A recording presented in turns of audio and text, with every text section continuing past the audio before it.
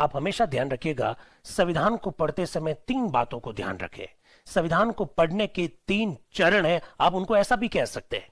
पहला चरण, आपकी क्या जाति है, आपका क्या धर्म है, आपकी कौन सी राजनीतिक विचारधारा है, आप कौन से क्षेत्र से आते हैं, आप कौन सी भाषा आप बोलते हैं। ये जो बातें हैं, उन बातों को दिमाग से निकालकर साइड में रखना है और इसके बाद में भारत के संविधान को पढ़ना है। आपको भारत का संविधान बहुत खूबसूरत लगेगा, इसकी मैं गारंटी दे सकता हूं। भाषा संबंधी, जाति संबंधी, धर्म संबंधी, विचारधारा संबंधी, क्षेत्र संबंधी संकीर्णताओं को निकालकर अगर आप भारत के संविधान को ढूंढना शुरू करेंगे, उसकी खूबसूरती ढूंढना शुरू करेंगे, तो मालूम पड़ेगा उसमें खूबसूरत खूबसूरत ही प्रावधान है। ये पहला चरण है, आप इस बात को हमेशा हमेशा ध्यान रखें।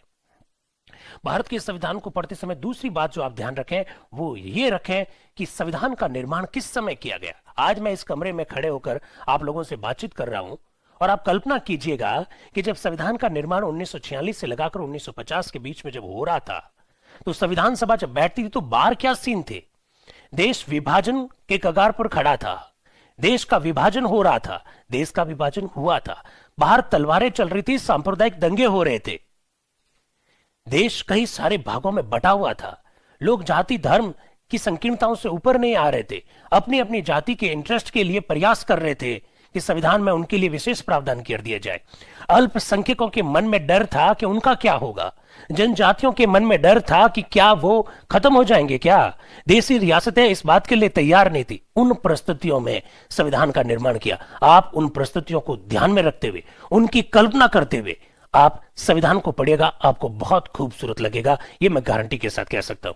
तीसरा चरण संविधान को समझने का है और वो ये है कि आप हमेशा ध्यान रखिए, भारत का संविधान का निर्माण के 3 उद्देश्य हैं।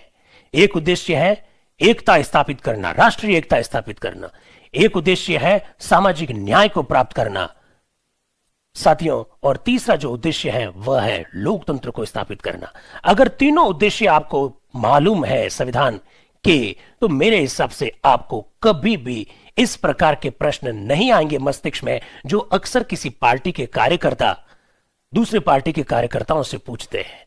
हम पार्टी के कार्यकर्ता नहीं है, हमारी कोई जाति धर्म नहीं है, हमारी कोई विचारधारा नहीं है, हम प्रशासनिक सेवाओं की तैयारी कर रहे हैं और प्रशासन का ही हिस्सा बन रहे हैं। इस बात को आप थोड़ा सा ध्यान रखिएगा साथियों। अब अगर इन बातों को ध्यान में रखोगे तो मुझे लगता है कि जो आपके जो बड़े बचकाने जो प्रश्न होते हैं वो प्रश्न खत्म हो जाएगा। सर योगी सरकार ने ये कर दिया, अशोक गहलोत सरकार ने वो कर दिया, सर मोदी सरकार ने ये कर दिया, इंदिरा गांधी सरकार ने ये नहीं किया, ये सारे प्रश्न आपके खत्म हो जाएंगे। मस्तिष्क को खुला रखिए, विचारों को आने दीजिए, संविधान आपको खूब खूब खूब खूबसूरती से युक्त दस्तावेज लगेगा।